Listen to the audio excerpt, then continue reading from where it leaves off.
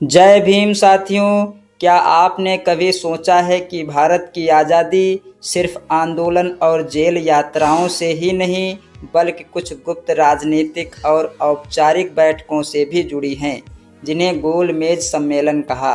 यह सिर्फ बैठकें नहीं थी बल्कि भारत के भविष्य की नींव रखने वाली ऐतिहासिक घटनाएं थीं, जहां एक तरफ ब्रिटिश सत्ता की चालें थी और दूसरी तरफ एक ऐसा व्यक्तित्व था जिसने सदियों से दबे कुचले समाज की आवाज़ को दुनिया के सामने रखा।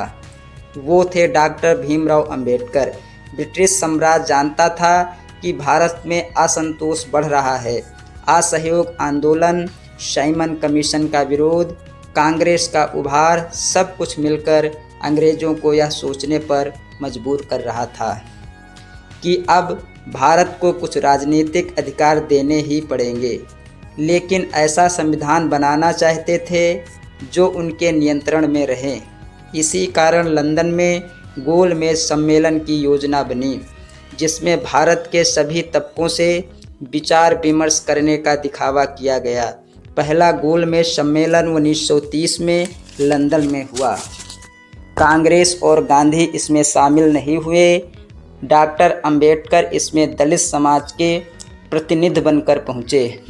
यह वो क्षण था जब पहली बार किसी अछूत वर्ग के व्यक्ति ने अंतर्राष्ट्रीय मंच से कहा, हम गुलामों के भी गुलाम हैं, हमें सिर्फ आज़ादी नहीं आत्मसम्मान भी चाहिए। डॉक्टर अंबेडकर ने स्पष्ट रूप से ब्रिटिश सरकार से अलग निर्वाचन क्षेत्र सेपरेट इलेक्टेड की मांग की, ताकि दलित समाज अपने नेताओं को खुद चुन सके, क्योंकि सवर्ण हिंदू नेता उनके अधिकारों की रक्षा नहीं करते।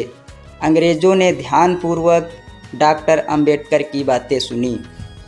उन्होंने महसूस किया कि भारत में दलितों की स्थिति वास्तव में चिंताजनक है।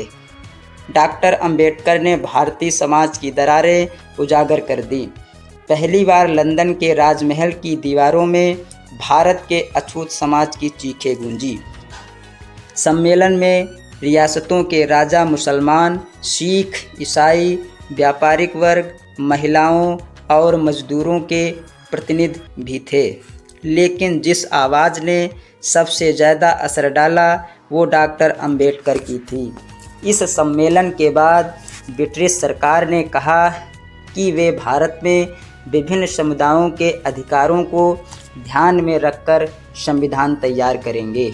इसी बात ने गांधी और कांग्रेस को चिंतित कर दिया। उन्हें लगा कि ब्रिटेन भारत को टुकड़ों में बांटने की योजना बना रहा है। आज की वीडियो में बस इतना ही। आपको हमारे द्वारा बनाया गया यह वीडियो पसंद आया हो और आप चाहते हैं कि हम बाबा साहब के इस मिशन को आगे बढ़ाएं, तो बताएं बाबा साहब पर बनाया गया हमारा वीडियो कैसा लगा। आप हमें कमेंट करके ज़रूर बताएं। धन्यवाद।